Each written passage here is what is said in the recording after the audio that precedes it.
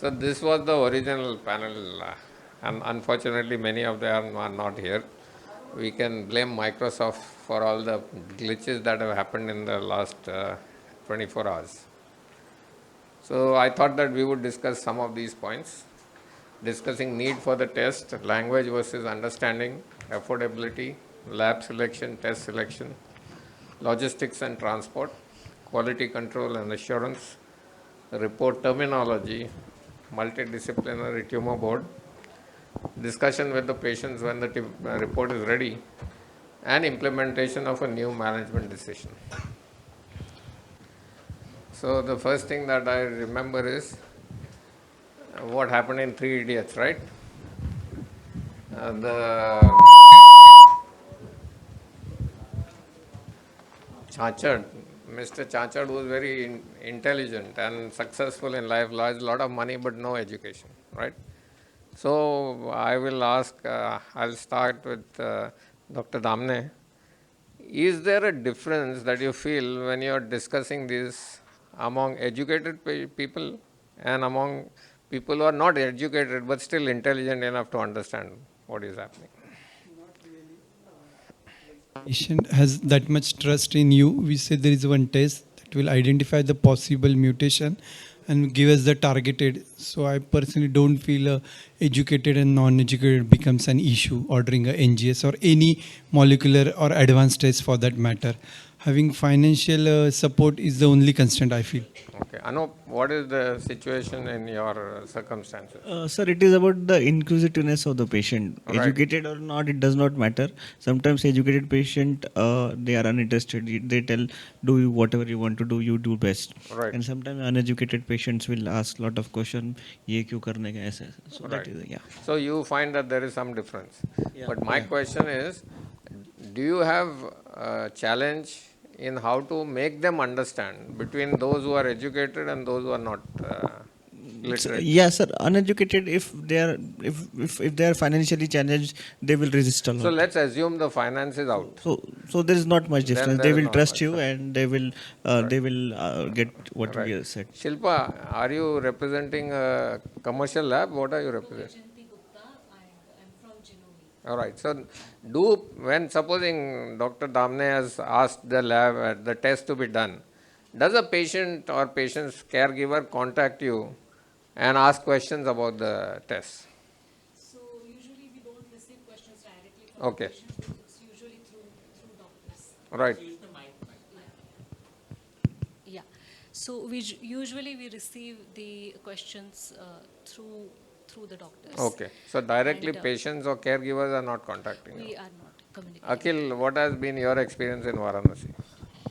Sir, I do a lot of pre-test and post-test genetic counseling as well, Yes. and these are 50% patients are not well educated. Right. So there is an idea, but if you demonstrate it well and make them understand, because here we can explain by giving the relations in the family, so they can understand the intricacies of the test. I think it's very difficult to explain them, make them understand, but definitely if we make them understand related to what is being done and why it is being done, they will just actually understand. At the end of this, all the lectures, I also understand very little about the intricacies of the test. So you are absolutely right. So just one point. So I'm involved in writing the clinical interpretation. So while writing, I do consider the perspective of a patient, because the report is not just going to the doctor, but the patient is also going to read it. So in terms of recommending any germline testing. So or can I come anything. back to you So, on that yeah. topic Sure, a little sure. bit later? Vanita, after listening to all of these people, you have had so much experience. What do you think is the one important message that you would like to give to a medical oncologist in the rural setting as to how they should counsel the patient about molecular testing? So I think I'll take the earlier question Okay, first. So please I do. think the biggest issue is not, it's educated, uneducated, I think doesn't make a whole lot of difference, and explaining to the patient why we need it is not an issue. Right. But the problem is with the waiting time. And Yes. I think that 100% of patients have an issue with that, because you have a diagnosis of lung cancer, and why are you waiting for 3 weeks to start my treatment when you know what my diagnosis is? So even the most educated patient, it's a huge amount of anxiety in the patient's mind that, I want to start my treatment today. So that I think is the biggest issue. So that's what Maushami asked Dr. Pai, right? What is your turnaround time? So in the audience, can I ask, do you have a challenge about a turnaround time with your patients in the real world? Anybody? Yeah.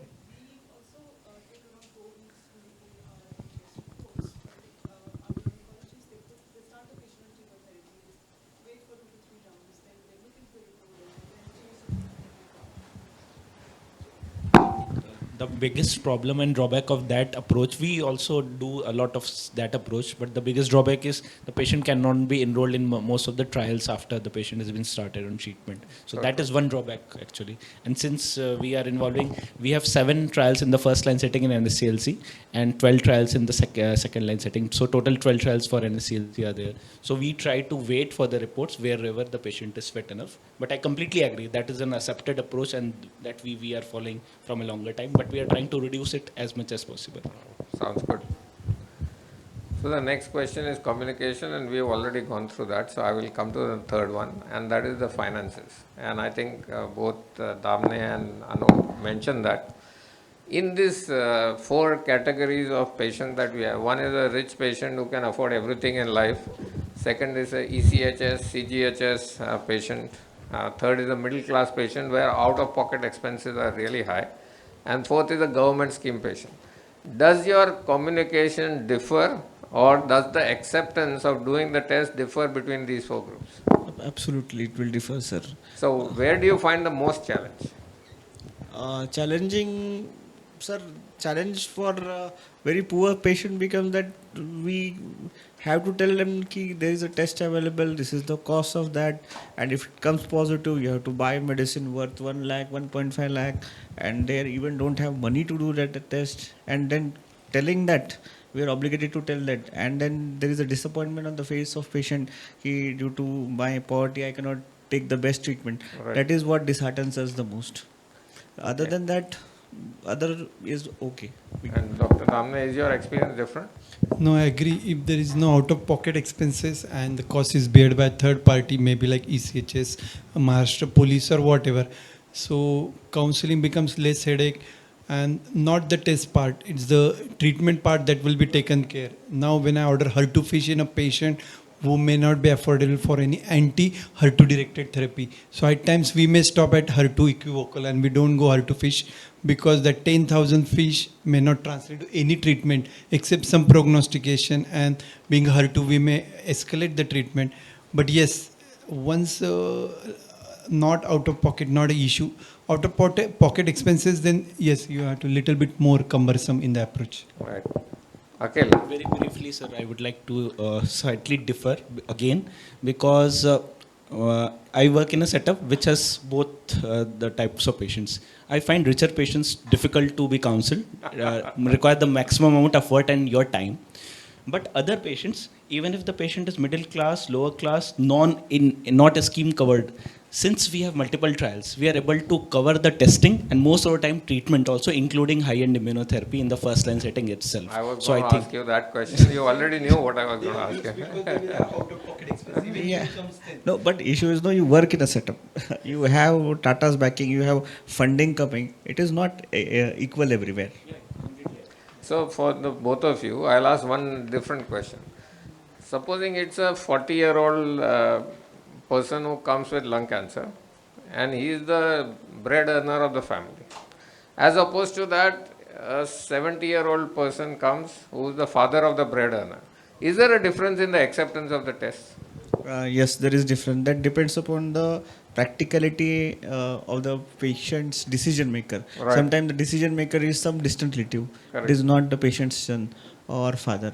And how is the emotional attachment to that? Some people might sell their house and do all what you asked for, and some people will tell, "Arey, he's already 70 years. Why I want to spend the money?" So it varies from individual to individual. Is that right? Okay. Yeah, please go ahead. If I can just add one more question. Please do. What is your experience in treating a well-educated patient or a pseudo-educated patient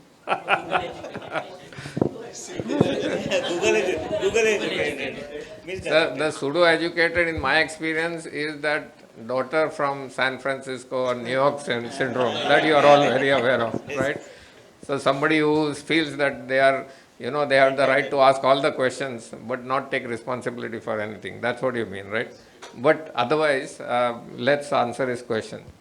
Is there a challenge difference between well-educated and not so well-educated? And some of it was already answered. Is there anything specific that you are looking for?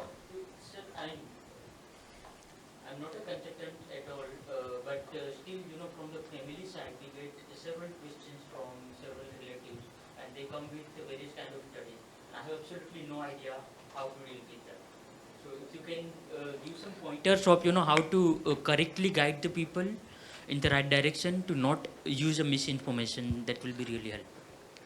Anybody wants to answer? So, so if patient is Google reading person, I just give him up to date NCCN, ESMO guidelines. You read and tell me this is my approach. Whether you agree, I will give. If you if you don't agree, you can take second, third opinion. You tell me what to do, I'll do, and I will document like that. And if patient is believing me educated, I will explain briefly, and I will continue with the treatment. And do you also face patients who come with GPT kind of, Yeah. subscription So and- not All the time. GPT, All but the time. yeah, they will have screenshot of Google, WhatsApp. There is a very famous WhatsApp, if you know, I don't know, boiling coconut water and drinking that. Dr. Rajendra Badwe has said so and so. So I give them the TMC press release also that I have already kept in my computer. So I'll tell you. Akhil, please go. Yes, sir. So what I have found that if you don't give correct and detailed information in the first go, then they will do more of Googling and ChatGPT. So what we have learned from various my teachers and you also, that giving correct information and some form of printed information Right. is very helpful. Like we discussed for Abhima Siklev, we have already now giving some information why we are doing NGS and why we need to wait for it. Perfect. So that I can share that also later with you and Excellent. the team, so that Awesome. we can be Awesome. aware. But I'll tell you how I deal with this. I charge per hour or per minute. So my charges are rupees 5,000 for a 15-minute slot. And then I'm willing to give them as much time as they want. So which lab do you choose? Anup, can I start with you? How do you decide which lab you will send the sample to? sir, practically it is about finances. Okay. So whoever gives the cheapest lab sample, the report, you will do that. Depends upon profile of patients Okay. again. Damne? So for first line setting, probably not much concern about the depth of coverage. And when it's a relapse setting, second line, we want to really some special targets. Then depth of coverage and the other may come in the picture. Otherwise, in first go lung cancer molecular, no particular. Just NGS platform is sufficient. So Shilpa, I'm coming to you, other side of the table. I am the physician. I have a patient who is middle class, who has out-of-pocket expenses. I phone you and say, "Kuch concession do." What is your response to that? So first of all, Genome, we are a startup and we are working in collaboration with Lilac Insights. Okay, so again, there also most of the financial aspects are looked after by Lilac Insights. But I think, as far as I know, there are concessions given when Okay. communicated Okay. with the doctor Okay. and the patient. Vanita, what do you think? Which lab? We are blessed to have an in-house lab. So if I say any other lab, Omshri will come and. But yeah, it's basically what you trust, based on the Right. reports you get, and they look reasonable reports. I think. Okay. So, Advantage of in-house lab is the discussion which you can have. If I'm not saying that it should be only in-house lab, because it is not possible for all the physicians to have in-house lab. So it should have by-way communication. That Right. is the key. right. So we have routinely outside in private practice also. The private labs are very excellent in communication, but you have to raise a particular point. They will try to explain you. So I did not tell Anuradha that I was going to show her photograph here. And she has just received a grant from CSR so that she is able to set up a lab in Pune which is providing inexpensive tests. So I think the grant that she has got from CSR fund is almost 1 crore of rupees. So RTS, congratulations. What about quality assurance in the lab? Do you ever ask for the quality assurance? How do you know that the lab, whether it's internal or external, you want to know, right? So you want to know, oops, I think I've forgotten that slide. Quality control, quality assurance. So Vanita, what do you demand from her? That lab must have internal quality control or external quality assurance. So the usual quality parameters that they put in the reports, the purity, the depth of the coverage, whatever they have a set of 5 or 6 parameters, and those are relatively standard parameters which we look for. So you are happy with that? So accreditation. What is the important accreditation? Now I am going to ask you a question and pretend that you are also on the panel. Come. What accreditation is important to you from the lab point of view? So accreditation is basically important.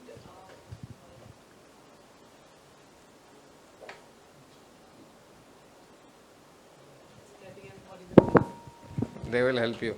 Somebody will help you. Accreditation is important basically to know that all the processes are in place and we are on par with most of the laboratories. So whatever is being done here can be replicated in another laboratory. We are following the good laboratory practices, and our test, anybody can have confidence in the test. So the same sample, if it's given at any other lab, we can have the similar results. So participating in proficiency testing, so all those things would give us more confidence, and it talks about the quality of every procedure, right from analytical, pre-analytical and post-analytical steps, everything. So I'm going to make a provocative statement. Accreditation only says that you are following the steps that are put down in your SOPs. Yes. It doesn't say anything about quality of your report or quality in the manner that the test is done. For that you need internal quality control or external quality assurance. Yes. So what external quality assurance or EQUAS programs are you participating in? So usually you need to participate in, at least in TMH we are participating in CAP proficiency testing programs. Right. And for the tests which are not there available, so you participate in a split testing or interlab comparison of proficiency. So with another laboratory which is doing. Right. And as TMH, we ourselves are also providing proficiency testing for the other laboratories. So Anu, Shilpa tells you that our lab is NABL accredited. Okay. Are you satisfied with that, or you will ask some specific questions to her? Madam has told कि CAP accreditation, external quality assurance, that has to be taken. Practically, sir, we don't ask daily on right. Because accreditation is for each individual test, right? It is not for everything. So most of our labs, commercial labs, keep saying that they are accredited. But are they accredited for all the tests that they are doing? Are they accredited for one test? That is what we need to ask. That I am asking for this particular test. Are you accredited for this particular test? Is that right? True. Okay. So the others have already discussed Sanger sequencing as the gold standard NGS and third generation sequencing. So, and all the differences that exist. So bioinformatics part. Now the report is going to come to you and you are ready to send the report. Shilpa, I am asking you the question. How important is bioinformatics? One thing. And second is, how much of the total turnaround time is consumed by bioinformatics?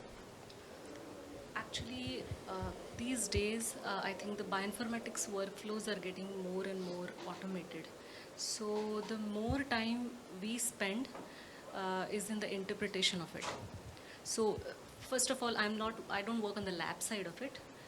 We get the results that goes through a specific bioinformatics pipeline, and the results come to me. But do you know your bioinformatics pipeline? What is it called, or you don't know? Yeah, it's a ion torrent pipeline. It's a thermo platform that we have been using. Kumar is not here, and Dr. Dutt is not here. Otherwise, the bioinformatics pipeline was developed at TMH, ACTRAC.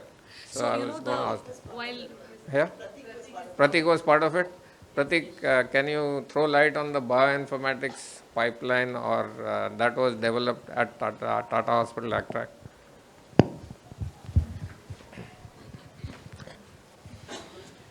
So we have developed several pipelines. The best one is BWA GATK standard best practice pipeline that is globally being used. And secondly, we have some AI-based pipelines called Clinome, which is also being used by some of the parties, some of the labs. The variation that we get to see in bioinformatics pipeline is that once you standardize it, some new softwares keep coming up with new versions, so you have to re-standardize and reiterate the whole procedure. So having some dedicated support for the bioinformatics will be really essential. But having said that, I would also mention that even if you don't iterate, if your panel is same, if your bioinformatics pipeline is same, and you are not updating software, still you will get the same consistent result. That is not going to change. But with the new panel, for the same pipeline, you cannot go blindly. You will have to recheck again. These are the modular functions in the entire pipeline of analysis. So if any parameter changes in the whole flow of NGS based diagnostics, I would suggest you strongly go for a revalidation of bioinformatics pipeline. Right. There are various databases actually. So, do all the databases give the same interpretation or for the same panel? If you So, if I understand correctly, database you mean clinical interpretation databases.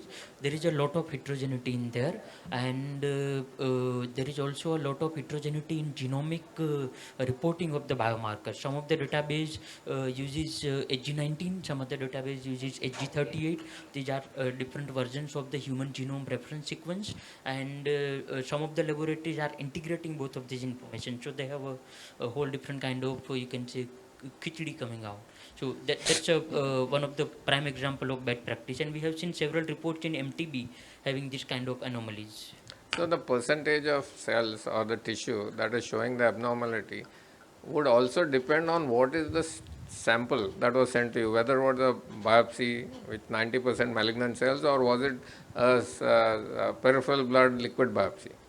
So what is the difference between the two as far as your interpretation is concerned? So from bioinformatics point of view, these two different scenario requires very different parameters of the same BWA GATK pipeline. Right. If we are not deviating from the pipeline and tools, let's stick to the same. Now, if there is a liquid biopsy having 5000x or 10,000x coverage, then 5x cutoff that we usually use in a solid tumor panel will not be adequate enough. So we'll have to change that and increase that to much higher order. But if we are dealing with very good coverage, 500x coverage, solid tissue panel, but the tumor content was hardly 10%, then we'll have to reduce this cutoff to be accommodative for the true bona fide mutations. So those are the changes we have to always keep applying. So that's why I always keep insisting in our MTB that ask all the molecular labs to give all the parameters in the report, so that we can make this kind of assessment on the fly whenever required. And can you make a guess whether it's a germline versus somatic based on the percentage?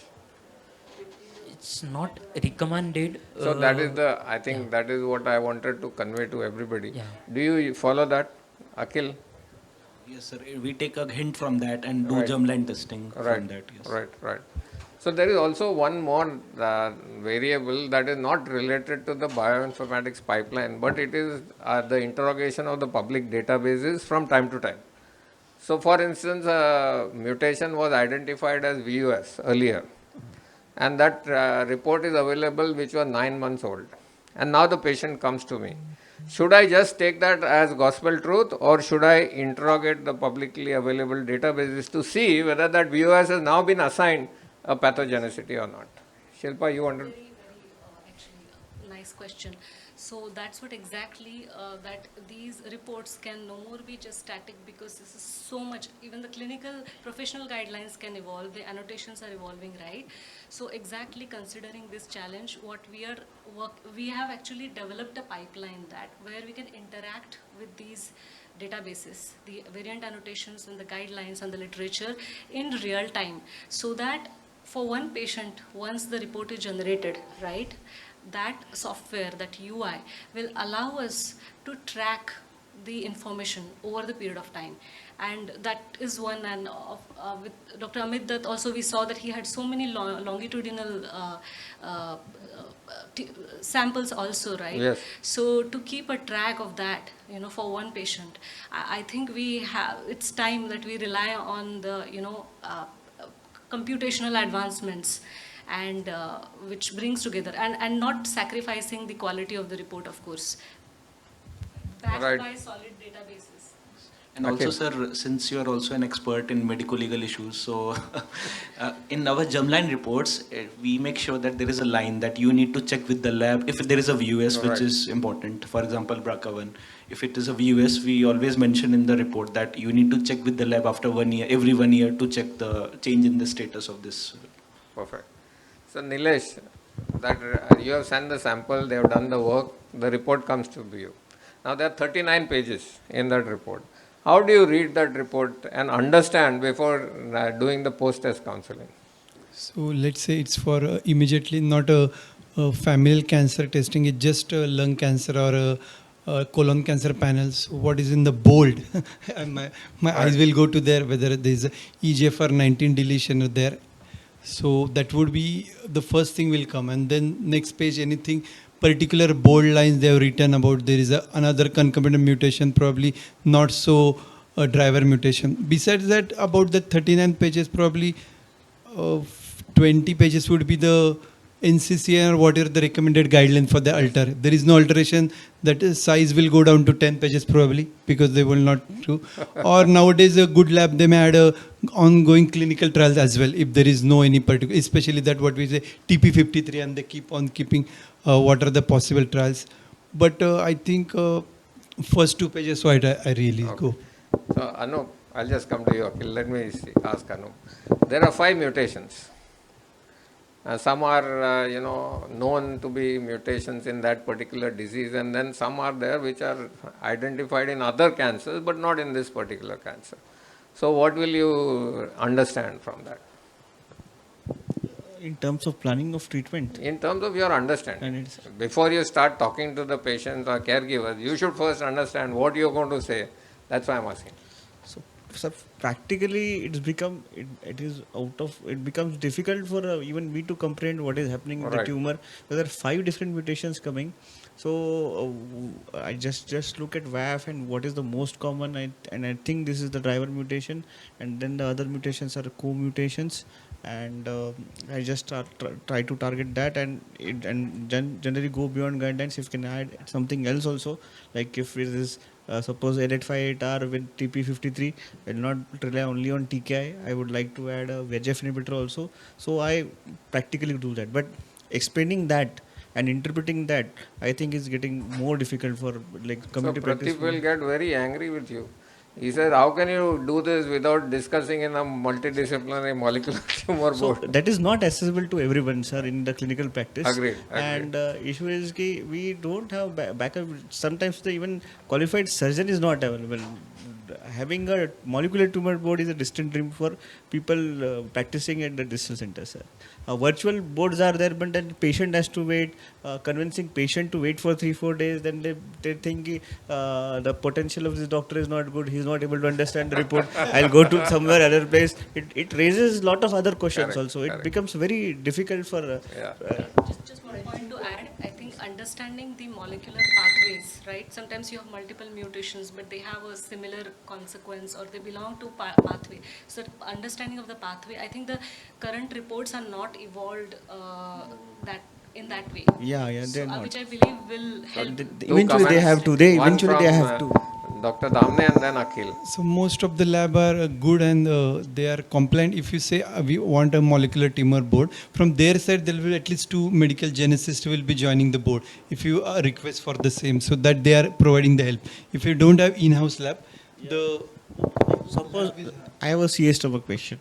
PDL1 is positive, CHEK2 is positive, TP53 is positive, CDK4 or something, FNS, like 4 or 5 different permutation combinations, HER2 is positive.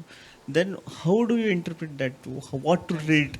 And then it So is not. Akil and Vanita, final question. What happens to the sample and how important it is?